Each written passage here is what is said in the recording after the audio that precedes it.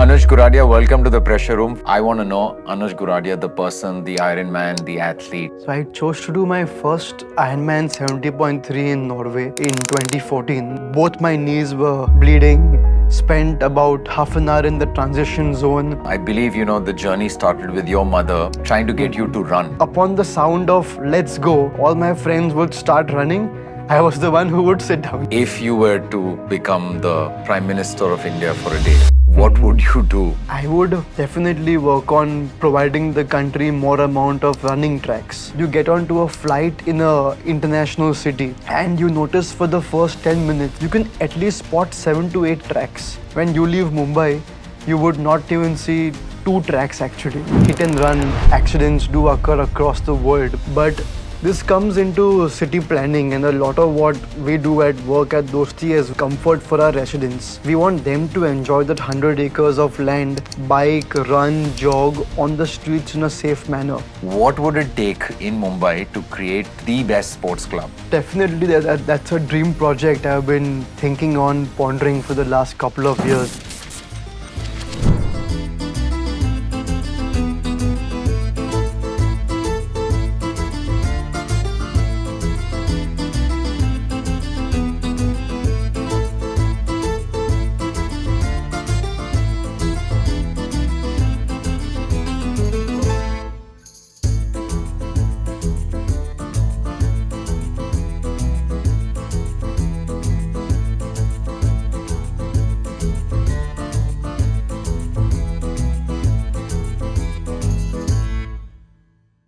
Anuj Goradia, welcome to the pressure room. First and foremost, thank you for signing up for what would have been a fun workout this morning. You did what's called the metal. How was that experience?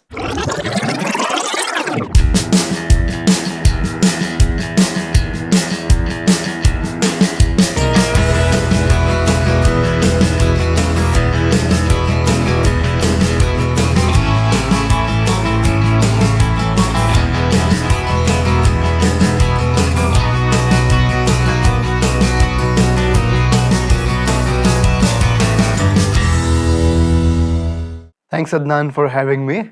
The workout was fabulous. I'm not used to doing such workouts regularly, but getting a good change in scenery and a change of body parts and muscles being used for different workouts was extremely enjoyable. Hope to do this more often, in fact. First, high five for, persisting through all the pain, because most people who don't know, don't realize that the workout that we did, 99% of India would not be able to do. Secondly, what you're doing today, we are doing because we want to show most of India that they cannot use the chaos in their lives as an excuse to not invest in themselves. So people like yourselves who are building businesses, who are super successful, yet believe that the best version of themselves is ahead, not behind, are the inspiration that we want to take to the young India and say, look, boss, if they can do it, so can you. So for those of you who are watching and are interested in doing something disruptive, believe me, we've got a bunch of crazy workouts. Today's workout, which Anuj did, is one of the most difficult ones called the metal. We will share it with you. Do it. Let us know how many rounds we did. Coming back, Anuj, this is a conversation which is about you. So today it's me just asking a few questions and you telling all of us, including the people who are watching, what and who is Anuj Goradia? Does he come from? Where does he get all the energy from? Why does he do what he does? Besides doing the amazing work in the business of developing townships, I want to know Anuj Goradia, the person, the Ironman, the athlete, the human being. So, Anuj Goradia, and been running my family business at Dosti Realty, where a developer been active for the last 45 odd years, focusing on high-rise projects across city of Bombay and beyond Bombay and Thane and Pune. Other than that, I am a fitness enthusiast clubbed with my work, always struggling to find time for fitness, work, and family. But I have begun doing multiple sports ever since my childhood. Pretty much in my toddler days, focused on skating, then took the punt into swimming and water polo, played for a couple of months with the Maharashtra team in water polo, then moved on to football. After having moved on from football, went to marathons, and now I've been actively doing triathlons every 6 to 8 months. Try to do it in exotic locations so I can take my family there for a holiday post the race as well. So you like putting yourself in a lot of pain. Obviously, triathlons is not Right? everybody's cup of tea. But before you got into the sport of running, at the Ironman and now the T100 that you're doing, I believe, the journey started with your mother trying to get you to run or walk when you were Right, a toddler. right. So what is Yeah. that story about, and how did that eventually play out?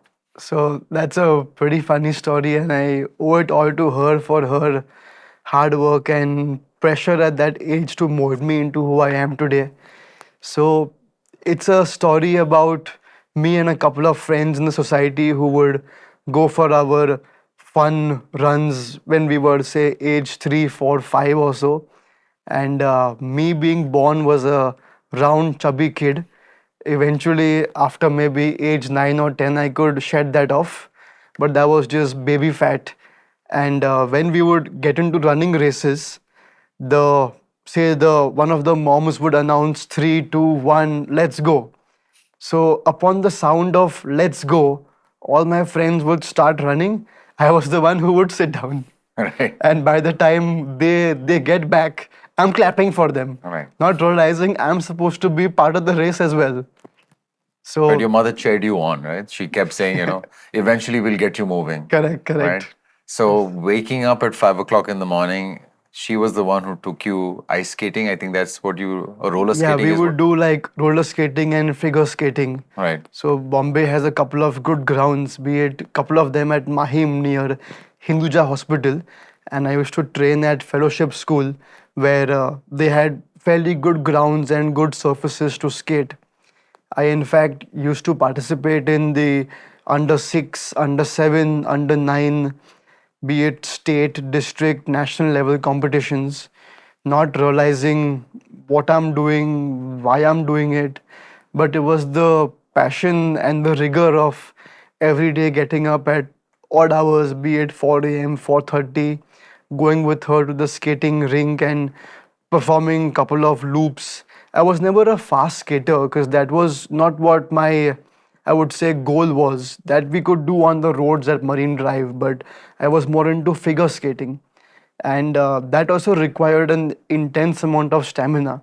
So thanks to her and the entire family who were behind me in those early days too, and they would take out time because that would be their prime time in their careers too, to take out time and be with me in the morning 3, 4 hours, evening again 2, 3 more hours or so, focusing on my development as an individual. So these are individual sport. That's an individual sport that you sort of pursued, right? So it's a very lonely journey, winning and losing. Because when you play team sport, for example, and Mhm. you end up not winning a match, like you eventually started playing football, you can at least sit around with a couple of friends and talk about who did really well, who didn't do well. But when you're in an individual sport, it's a very lonely moment. When you have a bad day. So, how did you manage those moments? Of course, I'm sure you must have done well and got the medals as well. But the days when the chips were down, what made you get up and say, one more time?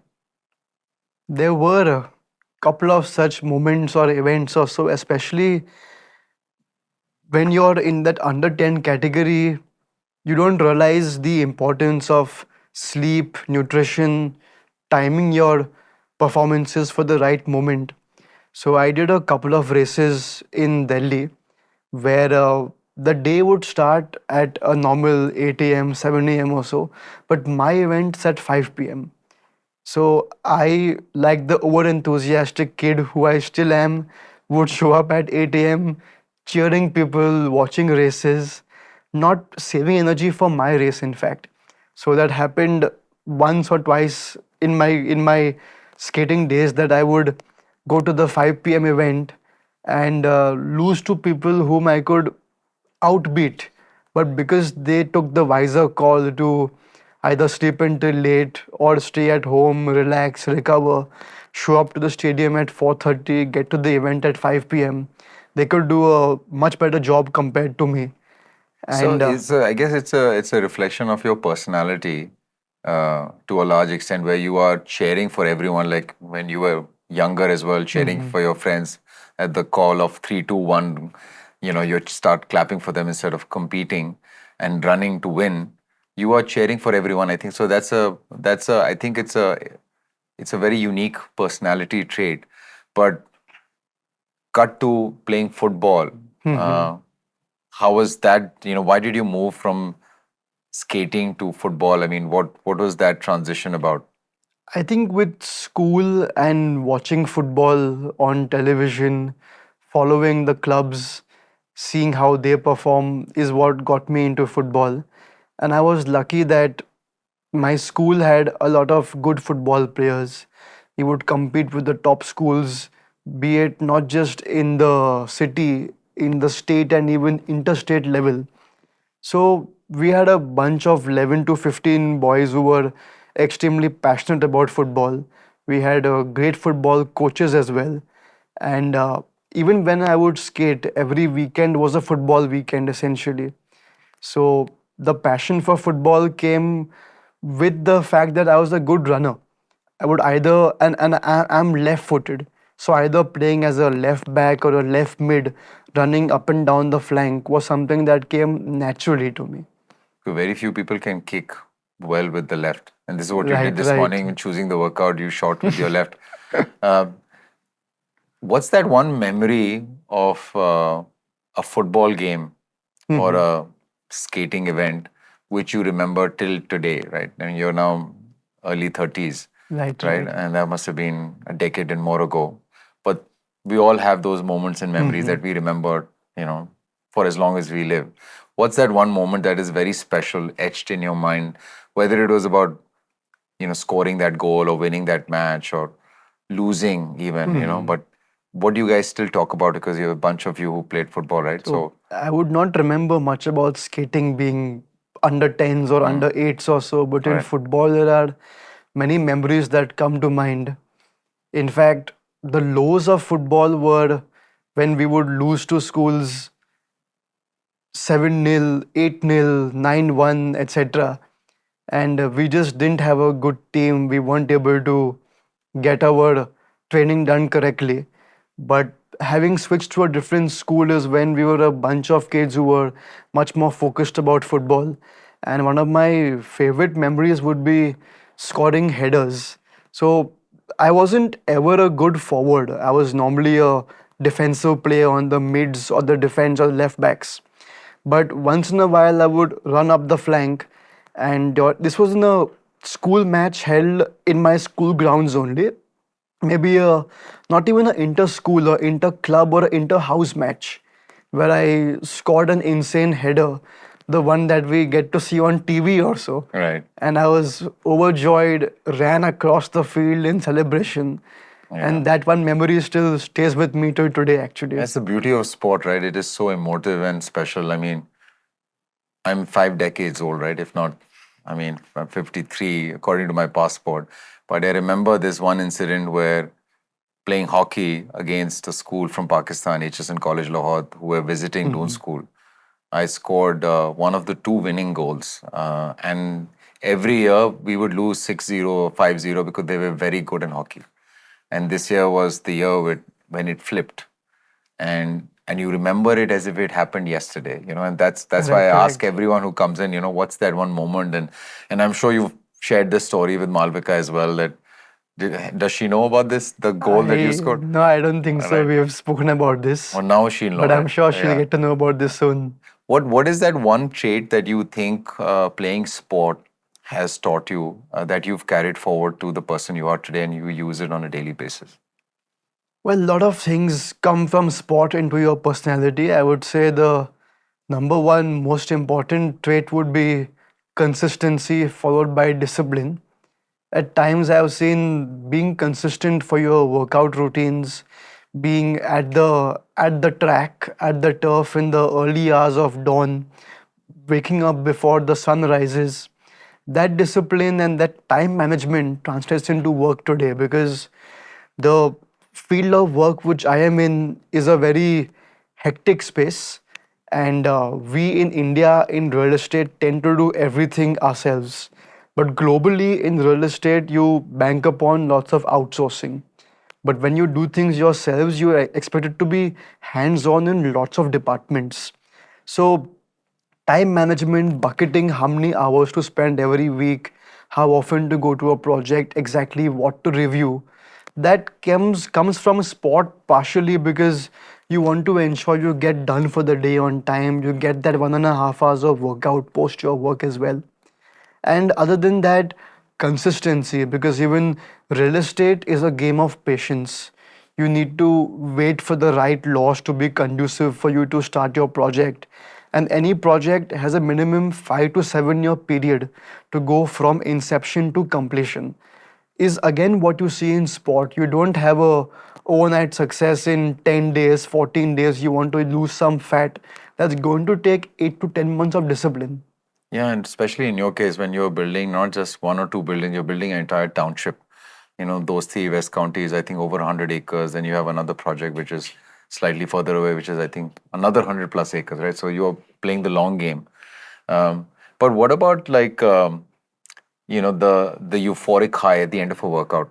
We did this workout and the ability to manage the daily stress better. You think that that sort of plays a hand because I'm sure what you do is equally stressful as any other business, right? And it also would come down to how do you manage that stress and that workload.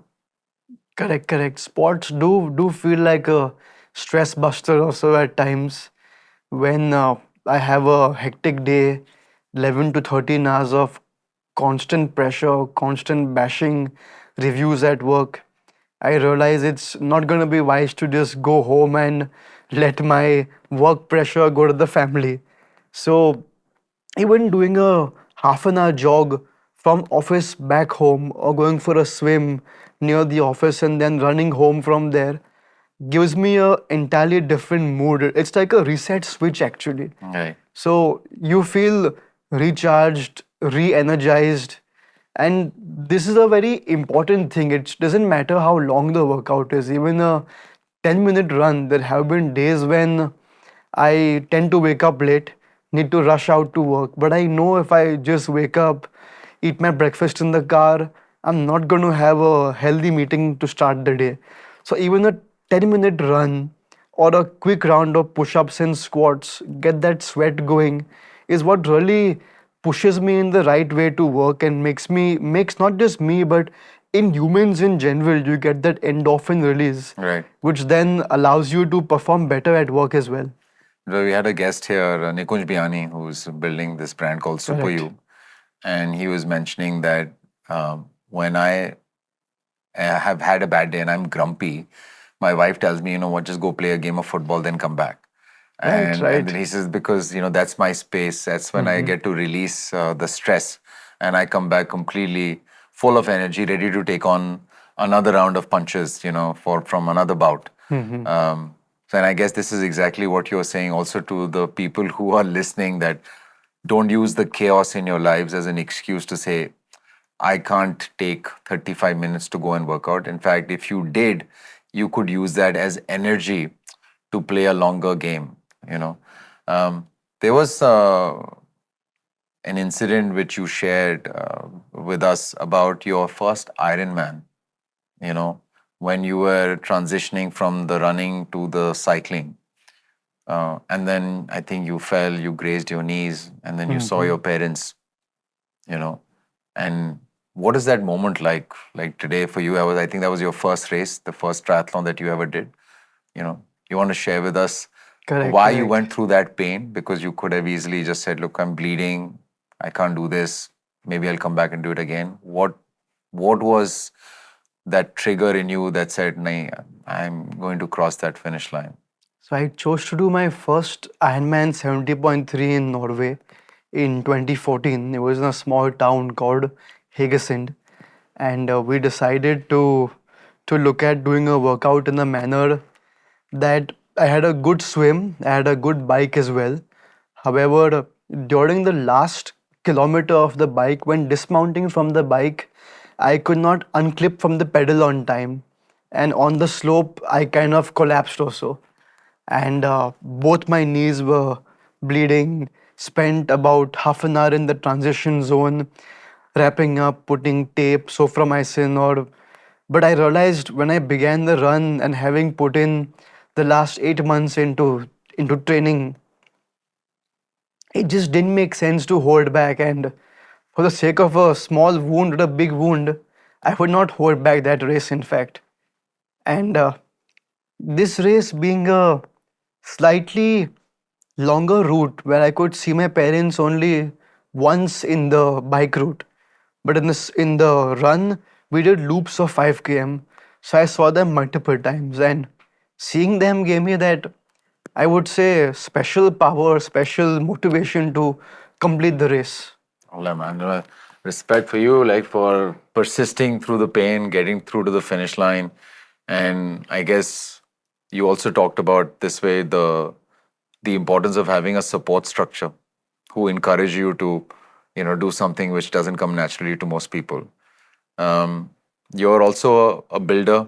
You are building townships. You are also someone who's passionate about sport. You are doing something which most people aspire to do but cannot do because their inability to build that stamina around swimming, running, and cycling. If you were to become the Prime Minister of India for a day, what would you do which would encourage or make it easier for people like me and other people who want to get into the sport of running or cycling or swimming or just doing triathlons? Because I know cities Hmm. are crumbling under the stress of infrastructure. Correct, correct. If my wife doesn't like me cycling even in Gurgaon, she's True. not comfortable with me cycling because issues with traffic, civic sense, etc. I think it's a similar situation in Mumbai and Delhi, Correct, correct. right? So you are the Prime Minister of India for a day. You have this one job of obviously building more townships, which you're doing, but you are also going to be doing something which enables people like us to pursue that goal of becoming better cyclists, faster runners, triathletes, etc. What would you do? So I would say a couple of things also, but to specify the two, three most important ones would be putting in harsher penalties for reckless driving. Lot of near and dear athletes have been hit by cars. Hit and run accidents do occur across the world, but it's more prominent here. And even my family doesn't let me bike on Bombay roads. In fact, whenever I go to bike, I go to Shahpur and then get on the highway. But still, the ability that one has across the world to get on the roads and bike, and insurance laws and the courts are so strict against reckless drivers that we see during college there were cars who were scared of me on the road. Actually, they would respect me, give me my piece of distance, ensure that utmost safety is given to me when I'm riding. So that's partially driven because of how tough the laws are, and it's in the hands of the cyclist to possibly um, uh, win a huge legal battle over you for some injury, Like, which for we don't have in example, our country yeah, today. like in Dubai, you were talking about Dubai a couple of hours ago. They've created a separate cycling track Correct, where correct. you could go Yeah. cycle 100 kilometers in the desert and come back. And, they've got these small resting places as well. You can rent these Hmm. bikes. And what people don't realize is that that's a country or a city where 6 months in the year it's 50 degrees and warmer. And yet people are active, you True, know. true. Why do you think we don't have it? Like, and can we have something like that in India? Fingers crossed we do get something like that in Mumbai very soon. So with the coastal road coming up, they are doing around 58 hectares of road, and to compensate for the road, they're doing around 120 to 160 hectares of green spaces, Right. where they plan to do a cycling track the way Dubai has, the way Singapore has. They plan to also do multiple jogging parks, kids' play areas, etc. But This comes into city planning, and a lot of what we do at work at Dosti as well revolves around comfort for our residents.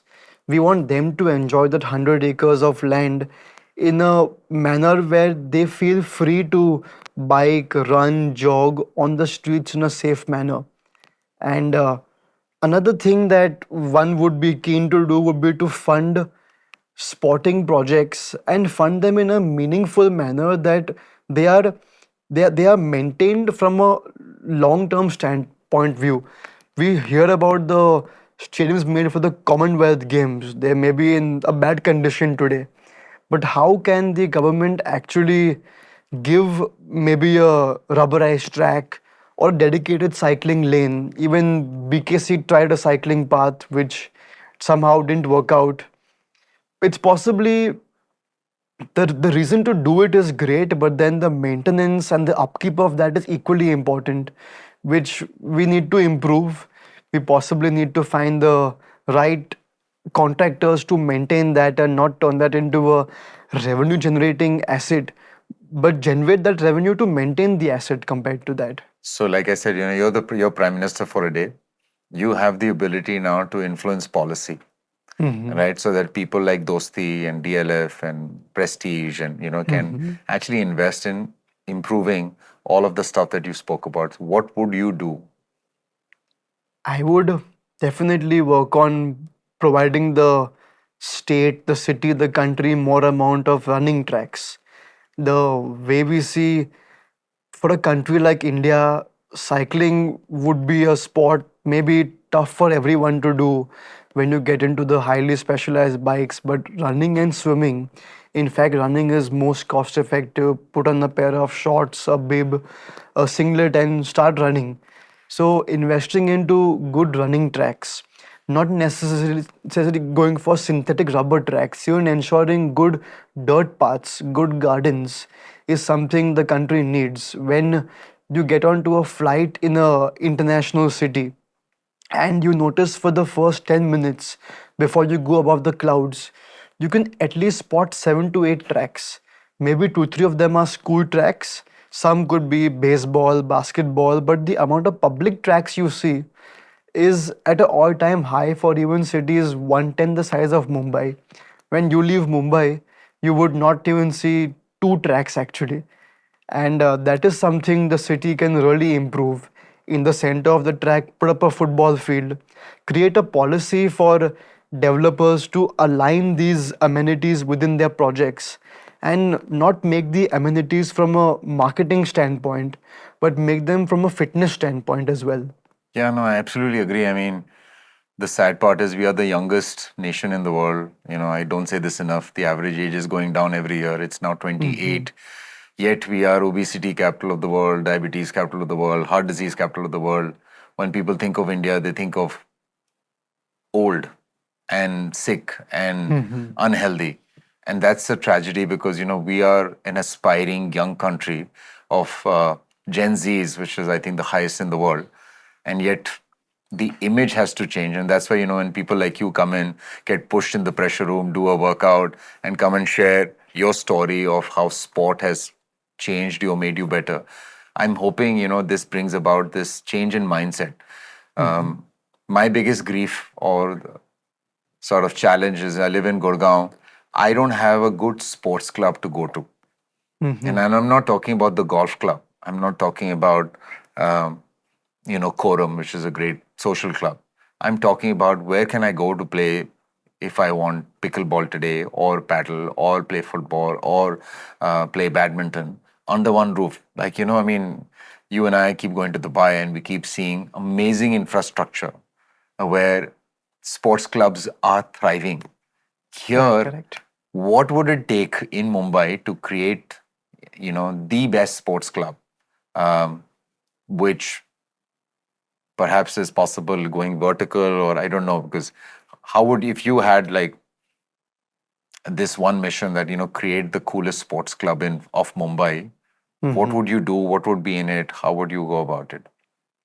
So I would definitely that's a dream project I've been thinking on pondering for the last couple of years, because all we do is build today, but we build spaces. How do we not build homes but actually build sports clubs and encourage that as well for our residents to use.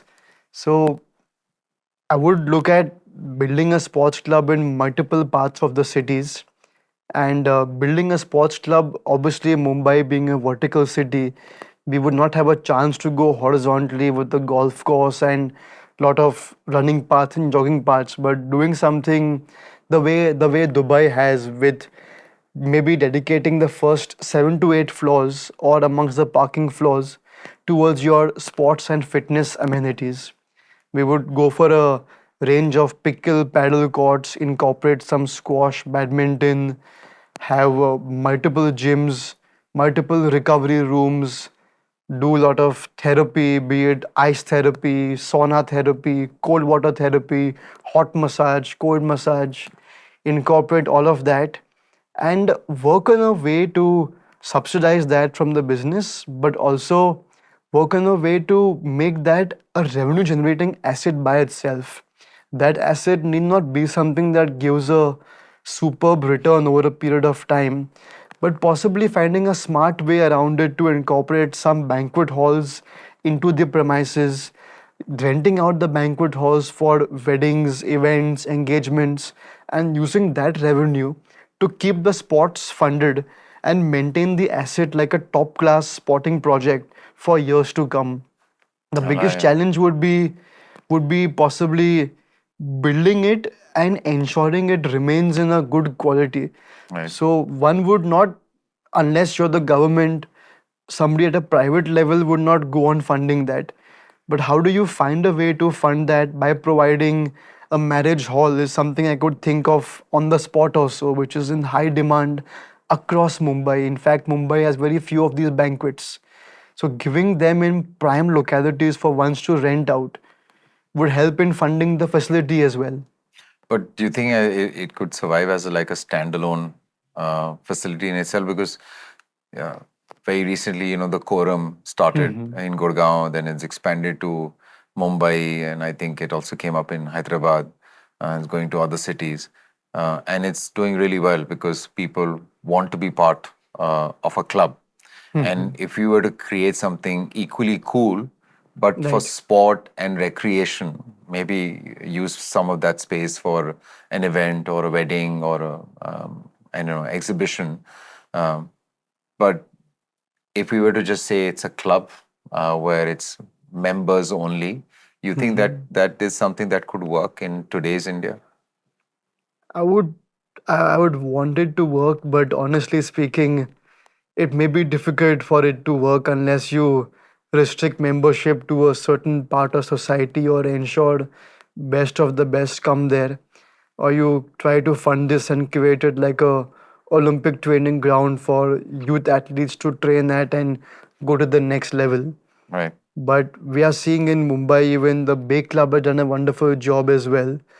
They have provided multiple sporting amenities attached to the mall as well. But doing this as a independent structure, maybe from a company's CSR budget, would work out also. But doing this from a long-term standpoint, there may be a couple of years for that to become popular in India. And even when we let our workforce incentivize them to put in hours towards work, give them benefits of various forms to do a workout. When even employers start realizing that is when such facilities will start thriving. But I want to ask you this other question, which is you are young, you look much younger than you are. You're walking into your father's company. You started off as an intern, now you are director of the company. There are people around you who've been there for decades, right? Mhm. How do you, or how were you able to get their attention to listen to you? You're, fresh out of business school. What did Mhm. you do for them to start listening to you? What did you do differently? Yeah, that's always been a challenge for any family run business also when the next gen steps in. However, it's a very much relationship game and you have to first win their confidence. They have seen you at the company Diwali party when you were 8, 7, 9, 15, etc. and now for you to sort of lead them is a big change for them as well, which I have to recognize and be cognizant of. I have to be prepared that it's not going to be a rosy picture where they will immediately start responding to what I ask for and go as per my vision or my style of work. I would need to first start with a blend of what they do and how I do. And even you have to have a lot of healthy debates. Even at times, you may let the other person win the debate and tell them that I may not agree with what you have in mind, but you have more feet on the ground. You know what's happening much more than me. So let's go with what you are saying, while what I'm saying also may not be correct. These kind of work decisions, you don't have the right answer. It's about experiment and succeed or fail. So giving them the power, the responsibility, the ownership at work is what works in my favor. And that's how they begin responding to me in a much better manner. At the same time, we're also trying to build a very fast and agile team today. How do we learn to function in a legacy old company, functioning as a well-oiled machine, functioning as a startup and taking decisions as quickly as possible, being at the right place at the right time? Are you seeing a much younger customer come walking in Mhm. through the doors at Dosti today versus when you joined a couple of years ago? Is the customer getting younger? In fact, it varies project to project. For our, say, value segment where we do apartments under 60 lakhs, 50 lakhs, we are seeing the customer age come down drastically. Before, we were in a phase in the country between 2016 and 21, 22, where people were taking less risks. They were not sure about their future, their salaries, their growth in incomes as well. Ever since the first wave of COVID, things have changed. And this generation between 22 and 28 are now confident in them having a good future for themselves. So a customer who would typically start with a one bed, then take a two bed after 8, 9 years, is now jumping from an apartment on rent to a 2 BHK. So in the value home segment, I'm definitely seeing a decrease in the home buying age. But in the more luxury segment, the parts where we operate, we are seeing the age of buyers be roughly the same or increasing, in fact. So is marketing one size fits all, or do you have a different approach now to attract the minds of a Gen Z, a 35 and younger population? Well, a very different approach. We have to still try and keep in mind that a different approach for the same brand does not always work. So we may have to even segmentize our brands as well. So we are working on, in fact, launching another vertical, which will be a subsidiary of Dosti, but it would serve only the Uber premium class across South Bombay and other parts of Mumbai, which would resonate completely differently with be it the Gen Zs or the elders. And something we did today in Dosti is associate with a brand ambassador like Anil Kapoor, who would associate with somebody in their 60s and somebody in 25s. So when you look at social media, for example, are you looking at social media very differently than perhaps what your father looked at? Like, are you looking at it as a tool where you could double down and say, hey, you know what, instead of doing radio ads, for Correct, example, correct. or instead of doing more activations, I'll do more investments in social media, whether it's Instagram or it's X or it's Facebook. Not perhaps Facebook that much, but YouTube. You know, are you looking or exploring on those lines? So in fact, ever since I joined the business, me being an engineer, I always have the urge to measure my ROI. If I put in a given amount, what do I get back? And we used to spend not more than 20%, 15% on digital marketing across all sources, be it Instagram, Facebook, Taboola. There are train apps that work in the city as well, and YouTube. Today, we go up to 45, sometimes even 50% spends on digital marketing for the entire campaign, which includes print, outdoor, radio jingle, cinema, and digital. And in digital, the good part is that I'm able to scale up or scale down at any given time of the campaign. Similarly, I have the chance to track everything. Even though a lead on Facebook, Instagram won't buy the house tomorrow, I at least get a funnel for the next 60 days. If I give a print ad, which will cost maybe the same budget I spend on digital marketing over 20 days in an organic manner, a print ad has a life for barely 1.5 to 2 days maximum. And I don't know who has seen the ad unless they call me. Even for an outdoor hoarding, you may see it, but you won't call me that day. Or even if you may, then you may Google me instead and then reach out to me. Because I think, So, hoardings to me for a real estate developer would be just a reinforcement of the fact that, hey, this is me. correct, correct. You've seen Yeah, it, but then you've seen 50 other hoardings by the time you've gone from place A to place B. Uh, correct. but the power of digital media is you can actually extract conversations So we there and use then. all the other sources primarily for recall value, like a print ad, a newspaper insert, a hoarding, a bus stop branding. But we know end of the day, when you wake up in the morning, you see the papers. Then you possibly hear us on some podcast or YouTube when having breakfast. And when you get to your phone, if my ad comes to you, you'll react to it. But you won't react to a print ad or newspaper ad also. One of the things I've noticed, and you may have also seen this, is that in markets like Dubai and the US, the realtors, not Right. even builders, realtors are becoming stars Correct, who are correct. selling projects because of the trust and the engagement that they can drive from the reach that they have. There is a realtor in the US. She's very funny. I'm forgetting her name, but she basically, for example, if she's selling a home on the golf course, she's talking about the fact that golf is not a sport, and she will use humor Okay. in a very light manner to ensure that the reel explodes. Instead of having 10,000 comments, she'll have 100,000 comments. And she's become the star versus the house. And everyone who wants to sell a house is now reaching out to her and saying, hey, you know what? Take my project. Because in America, the business model is slightly different. And you see that in Dubai as well, with a lot of Correct, these correct. uh, real estate agents, telling you this project, that project.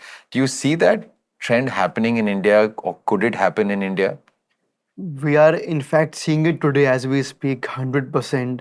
There are many such realtors across Mumbai, Thane, Pune micro markets who have a superb reach across their audiences. And these realtors focus on comedy, as you said, along with seriousness, and then slip in a home purchase in that as well. So we tend to work with many of them. And over the years, it's going to get even more and more prominent. Right now, we are seeing there are a lot of good known faces who establish good brands for doing luxury sale of real estate, for doing the premium and value homes. These realtors are there, but not that common as well. But these other realtors who focus on luxury, they get into all kinds of luxury, be it luxury apartments, clothes, shoes, watches, bags. So they're able to jump from industry A to B, and the client remains the same for most of the purchases as well. Obviously, there is a lot of discipline and benefits that accrue to you as a potential professional athlete, right? You know it, I know it. Besides the discipline, the courage, the perseverance, there comes a lot of confidence, from the wins and the losses. As a business owner, would you be open to having an X number of positions in your company reserved for people who couldn't make it? And but they missed out on the opportunity of pursuing a degree. Here's a Okay. 21-year-old who came from one of the better colleges of Mumbai, and here's a 21-year-old who tried to play squash professionally but couldn't do it, went to a decent school, wasn't homeschooled, and is now looking for a job. Right, you right. know would you be open to having a culture within Dosti Realty which says, hey, you know what, I'm going to hire 5 or 10 people Hmm. from that background, because as far as I'm concerned, they have what it takes to be True, true. successful in anything that they choose. So these people would be more hungry than ever to perform, knowing that they could not perform in what they would love to do. So giving them that next break, maybe in a professional career, would really give them a chance to outperform and go beyond their thoughts and beliefs. So a few conversations I have with my HR as well have been to in fact open up positions for sometimes ex servicemen or ex athletes also. But this would be for guys who are renowned and have done something amazing in their careers, and even to attract them would not be an easy task in our industry. However, attracting those who just made it or were at 97, 98 but could not medal, they would be a very strong talent pool, because when you go for these races, the difference in number one and number eight is almost nothing. Respect, man. I think I hope you do this because this is what's going to promote a culture of more participation or more people signing up for non-cricket, sporting events. Because every time you meet a parent or someone in a family where someone is pursuing something which is unconventional, and anything other than cricket is unconventional here, sadly, in our country, people get worried, what's going to happen if he or she don't make it. And if Hmm. we Correct, as correct. entrepreneurs in our respective businesses, you have a much larger firm than mine, we have a small startup, but if we can promote that culture, that acceptance, ki boss, go out there, give it your best, and regardless of what happens, if you are looking for an opportunity, we would accept you. And the reason I feel it's more relevant today is because Gen Zs have like completely destroyed the importance of traditional MBA schools, I think, right? The crew here, True, true. shooting, Right. by the way, they're all Gen Zs. We created this concept, brought it to life in 2 months. Okay. And I think because they're all hungry, they want to prove something to themselves and everyone else around them. Goes to show that you don't necessarily need an old school degree to get an opportunity and exceed and excel. So thank you for accepting my perspective on it and already thinking on those lines with your HR. If I had to ask you, other than triathlons and football, what's your one other hobby that you love to do? Something maybe not known to a lot of people, and a hobby I do follow rarely today is hearing rock and metal music. Okay. So during my school days, I was a hardcore fan of these bands across the world, be it the Metallica. Finnish bands or US, UK based, be it Maiden, Metallica, Megadeth, and even the slightly lower category or not so aggressive bands like a Linkin Park, Breaking Benjamin. So today I try to hear them out when I'm running or cycling, but that time I'm more of watching TV shows or watching documentaries of sports players. So once in a while I do tend to go back to that, get back to how I was during my school days and hear a good 1 hour music constantly or so. Amazing. Are you going to a live event soon or no? I did go for Guns N' Roses Right. 2-3 months ago in Bombay. We had a plan to go to Linkin Park just a month ago, but then we had to cancel that. So I'd been to the Metallica concert in Bangalore when they came way back in the day in 2015 or 16, and hopefully should go for a concert or two with my wife. She's never been to these hardcore rock concerts. So it'll So be a new experience for her to see a mosh pit. amazing. And what about podcasts? Are you listening to podcasts these days? Yeah, I've been hearing a lot of them on my runs or when cycling. So, what is the one that sort of stands out, or one which you fall in love with? Like, So I tend to listen to the Triathlon Hour. It's founded by a triathlete as well, but a hobby triathlete. And he's been able to attract the top talent who win in Ironman races, T100 races, or even Olympians, even in the Olympic triathletes as well, and attract them for the event, for his shows. And learning about them, their career, their upbringing, their highs and lows, really puts a different perspective as to how did someone get here and what can I do to even get there at some point in time. What an amazing IP, right? A husband and wife took a triathlon, rebadged it, called it the Ironman, and then Correct. franchised it to, I don't know, 100 cities all over the world. You got into this, by the way. I should have asked this at the start by looking at a video of a friend of your dad who jumped off the cliff to start his race. I mean, what race was that and what was that about? So this was my dad's friend, Nayan Shah. He's a developer as well, and he chose to participate at age 48 or 50 in Ironman Cozumel, Mexico. Not having swum before ever, he learned to swim especially for the race. And he was used to getting into a pool or getting into the waters at Jew Beach or so. Here he realized he has to take a 10 feet dive from a cliff and then start the swim. All set, landed in Mexico at the start of the race. Realizing he has to jump down, his fears caught on. He realized, I can't jump down now.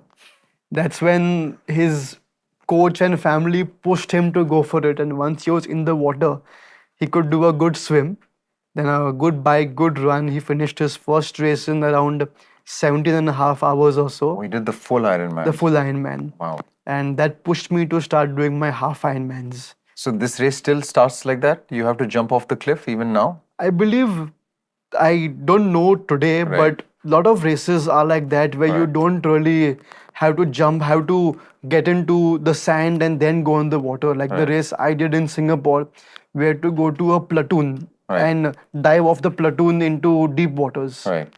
But in some European races where they have lakes, you're able to waddle through for the first 200 meters in knee-high or chest-high Right. deep waters and then begin swimming. Okay. I know you love football, and are you still playing football? You, I would like to play more yeah, often, but not more than once in 6 months or so. once in 6 months. So we need to play a game, hopefully next time I'm here. Definitely. But what's that one club that you support, whether it's in the Spanish league or the French league or the Premier League? Which one is it? So Chelsea has been the club I've always liked. What a guy. You should have told me this earlier. Yaar. What a superstar. Yaar. But, man, that's fucking amazing. You don't know that, that's my club, right? By the way, you didn't know this camera. You didn't know this. Amazing. So Chelsea, now, I want to now imagine there is a locker room. Mhm. Chelsea, you're playing for Chelsea. We lost the game. I've come in, I'm throwing my shoes around, throwing the shirt, screaming, shouting. Now Anuj walks in. He's also playing for Chelsea, right? And Chelsea's still world champions, right? Now, how will Anuj behave in that Yeah. particular moment? I've thrown my shoes, I'm screaming, I'm shouting, I'm saying, what After the a heck? bad match. After we lost. And I'm blaming everyone saying that we didn't play to the level we should have played because we were lazy. Mhm. Now you walk in, you're the captain, you have the captain's band. How would you behave? Well, I would try and do nothing also. I would wait for everyone to think over the game in more detail. May not have the most productive conversation post the match because the game's over. It's not a halftime pep talk also where the coach has to re-energize the players. Once the game is done, you know the next game may be 2, 3 days away or so. So rather let the team voice out their opinion. Let them get it out of their system that you messed up, we didn't do things together. And possibly if it's a evening match, meet the next day for lunch and brainstorm. Wow, very mature. Amazing.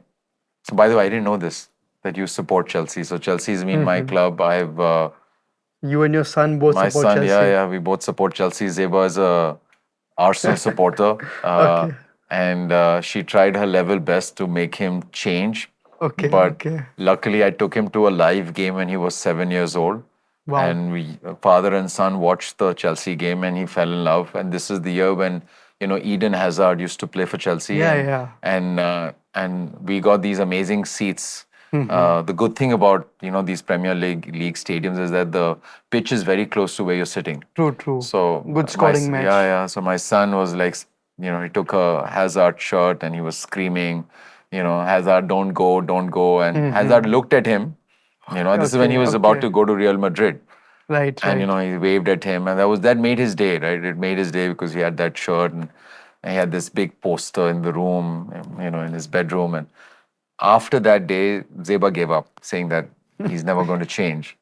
And our goal is, once he finishes his board year next year, we'll go and watch another live game. But have you had the fortune of watching a live game?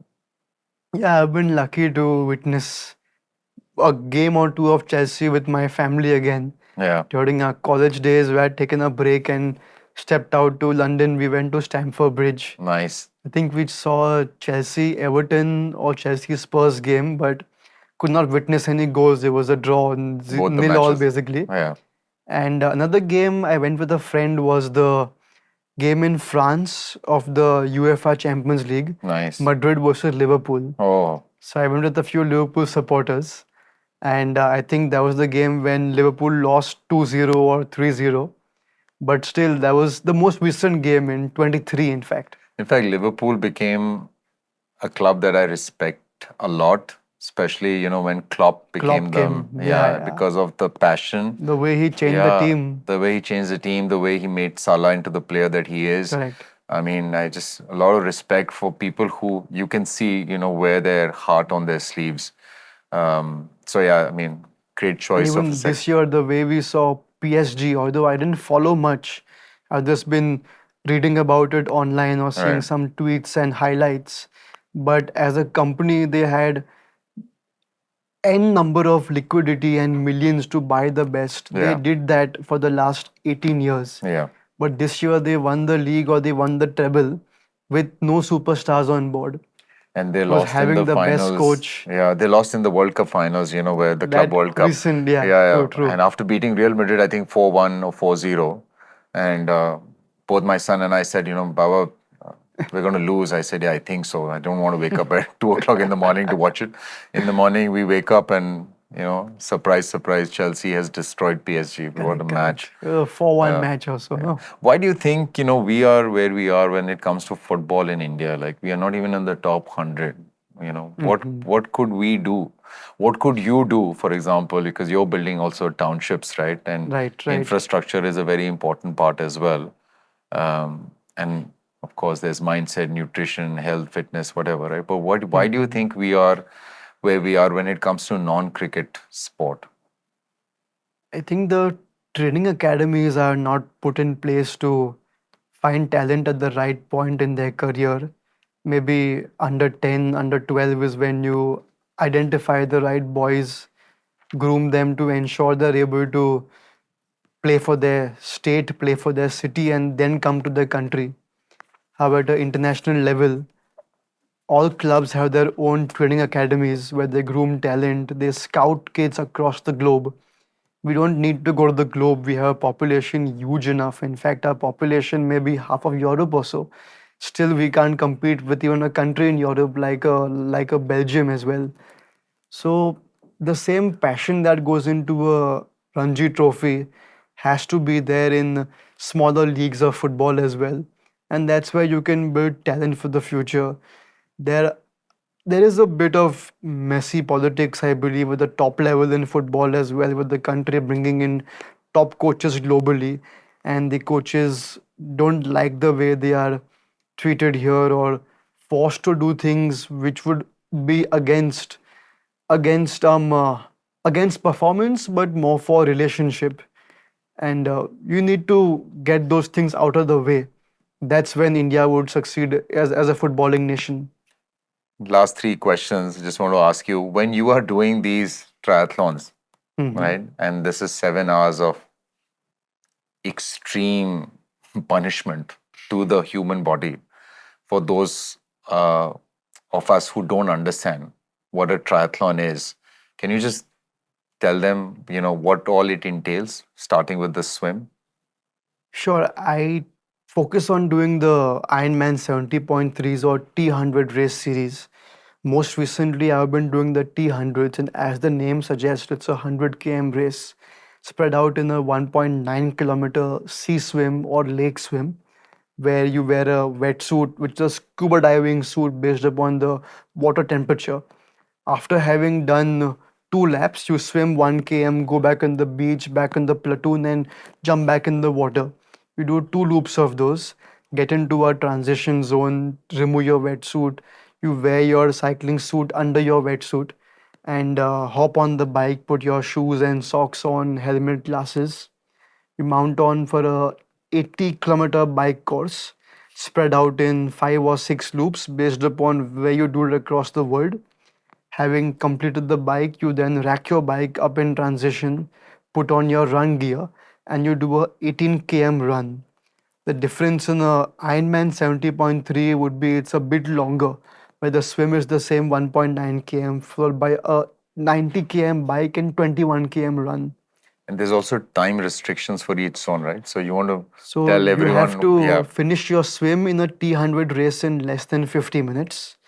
Then you have to complete the bike and swim cumulatively in less than 5.5 hours, and the bike, swim, and run in less than 8.5 hours. Or I believe it's 8 hours. It varies place to place based upon traffic laws and regulations. However, it doesn't work in the manner that you complete the bike, then check your time, and then decide. They have a disqualification bike that's cycling parallel, or a motor that's going on parallel to you on the course. And if you're the last person in the bike or the run, they start nudging you. They first motivate you that if you can't maintain this pace, I will overtake you. Moment I go in front of you, you get in the car and go home. So I experienced this in my race in Norway, in fact, when I took that half an hour break to band-aid myself up.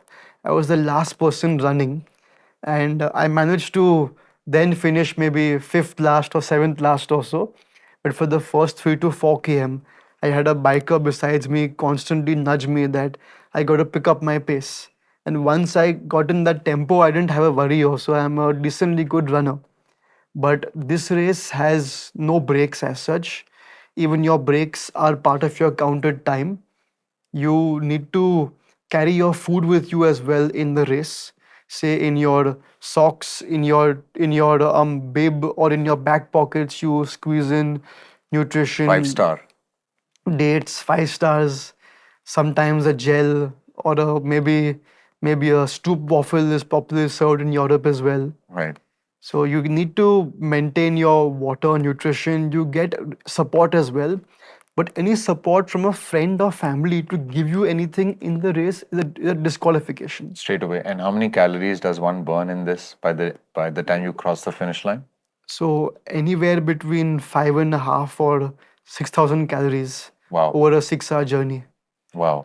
So it's 1,000 calories an hour on average. Correct, correct. And this is what you go through. So for all those who are listening, this is what a T100 or a Ironman 70.3 looks like. This is not everybody's cup of tea.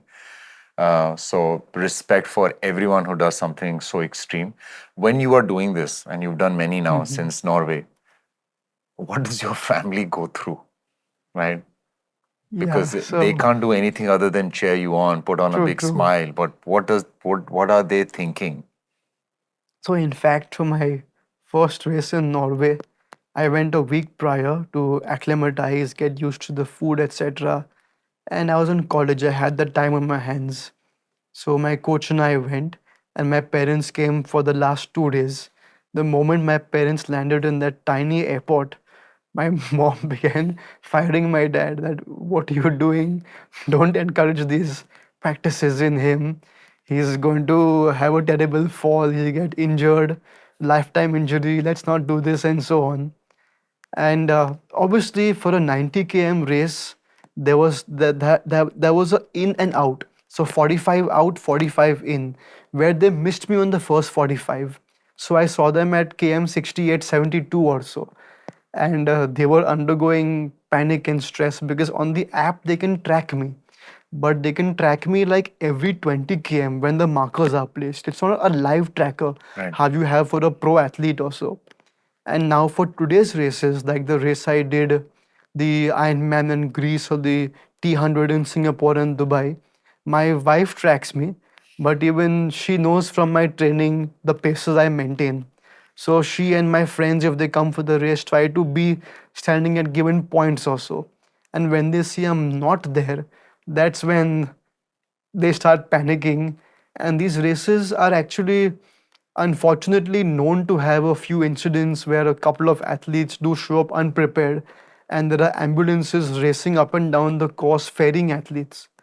When they think it's me in that is when it's a very delicate situation and moment for them. Goes crazy on So WhatsApp, correct. messaging each So other. we've been debating. In fact, for my next races, put a air tag in my clothes or in the bike somewhere also, so they have a accurate location and they see I'm moving constantly. And even the worst is in the swim, because you don't have a lane to look down on. You are swimming helter skelter. You look at your side when you're breathing as well. So a lot of athletes veer off course. And in my race in Singapore, on the app it showed athlete not found. So there was a panic. Wow. And there's also this risk when you start off with the swim, there's a lot of aggression Correct, when correct. everybody wants to be ahead of everyone and you can't see.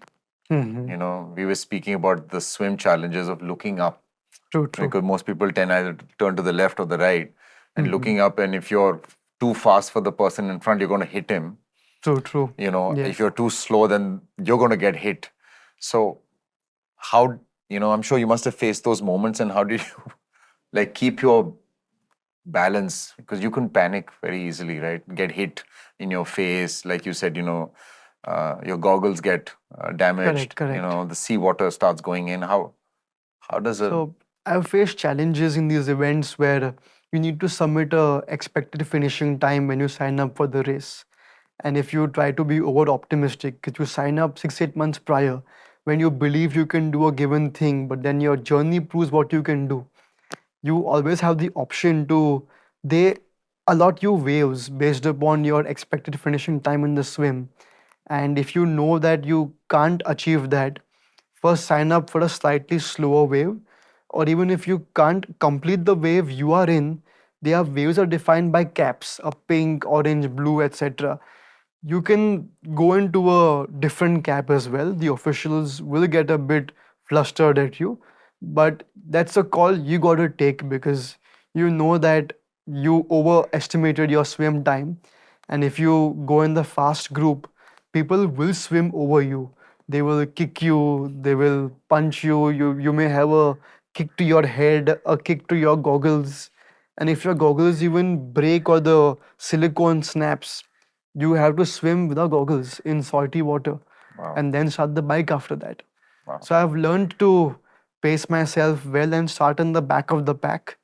Then I get to catch up with them in the bike, because you don't you sometimes tend to not have a good bike group to work with. Hmm. But that's secondary. What's important is you are injury free in the swim. You also need a lot of courage and sort of presence of mind. Um, have you been, in a triathlon where you're swimming and it starts raining? Luckily, I have not been through Right, that experience yet. right, But all my races have been in fairly calm waters. Like I've right. done 5 races so far, and Norway was a freshwater lake. Dubai was also shallow waters. Greece was extremely shallow waters, and I could see the depth of the ocean actually. Oh, okay. So even though I was 20 feet above water, I could look down and see exactly what's happening. How clean it was. Super clean. So the conversation at home, once you've crossed the finish line and your mom is very happy, your father is very proud, and Malvika is relieved, right? Then the conversation goes to no more, huh? Or कि True, हो गया true. अब? Does it? Yeah, it's normally on the lines of only one a year or two a year. Normally it's one a year. I try and push myself and maybe do two, three a year, but still have to balance the toll that takes on my body plus work going on parallelly. So one a year is what the family would like me to do. I try and do two a year also. Well, So you have a very supporting ecosystem, like I said, because the reason I asked you for that uh, that moment for them, the 6, 7 hours when you are burning 1,000 calories an hour, and they cannot track you. They've missed you when you're doing the first loop, and there is, and they're hearing the ambulances in and out. I mean, you tend to get worried, right? Because this is foreign. This is not India. True, true. This is, and when you go to any small town or you go to any decently sized town in Europe, most of the airports are very small. Cities are very small, and you start to overthink, and mothers are always going to be mothers, right? So they will always want to keep you protected. So the conversation is not just about you preparing for another race or two races. It's also for them to mentally condition and say, "ठीक है, again." So in every race since Norway, have you gone with someone from the family or you've gone alone? I would say Norway, the full family came. And after that, it's been a race or two with my coach. And following that, my wife comes with me. If it's a race in a nearby country like Dubai, my family comes for the last day or so. But it's pretty much been with my wife Malvika for the last three races in Dubai, Singapore, Greece, and Amsterdam. Nice. So she sees, and even Goa, where I did the relay. And in Goa also, there were an unfortunate death of one athlete at the finish line. Oh, So on the run, the athlete possibly overestimated and pushed his body too much. So literally, I think Malvika and my friends saw that happen. So that gave them a very bad scar, and obviously they think about me in those moments also. yeah. And if you were to be given the last two questions, right? If you're given the task of popularizing triathlons in India, Mhm. which is the one city that you would host it, and how would you do it differently than what is happening right now, for example, in Goa? Mhm. I would look at doing a triathlon with a pool swim. Very difficult to get a freshwater body in the country. Other than Goa, Vizag has good waters, and maybe a race will come up there in the near future. But I would try to think about it unconventionally or not go for the Ironman tag because I won't get that with a pool swim, but would encourage a pool swim in lanes and finding a good cycling patch, running patch. You do find these in tier 2 cities. Say, many of them, I mean, all my triathlete friends who are not Mumbaikars cycle on the roads, be it Punekars, Surat, Ahmedabad, outside parts of Bangalore, Hyderabad. Everywhere you are able to get good infrastructure, good highways, and getting a bike and a run is not a challenge. The swim would be the biggest problem. So still, I would not know which city to go for unless I do some thorough homework on it. But to ensure I can choose from a gamut of cities or create a series around this, would find a good pool and do a race in that instead. Last question. You and I also spoke about this, doing a short sprint series, Mhm. which is, I think, getting popularized in Europe, Correct, where it's a correct. shorter swim, shorter run, shorter cycling thing. Mhm. You think that has potential in India? I would say it has potential, but it's still many years away from prospering and blooming. Abroad, they call them these super tri races where you swim in the pool. Right outside the pool, not outside the pool, but within the pool vicinity, where you dive off from. They place a stationary bike and a treadmill. So you are swimming, walking 5 steps, you're on the bike, stationary bike, then you're on the treadmill.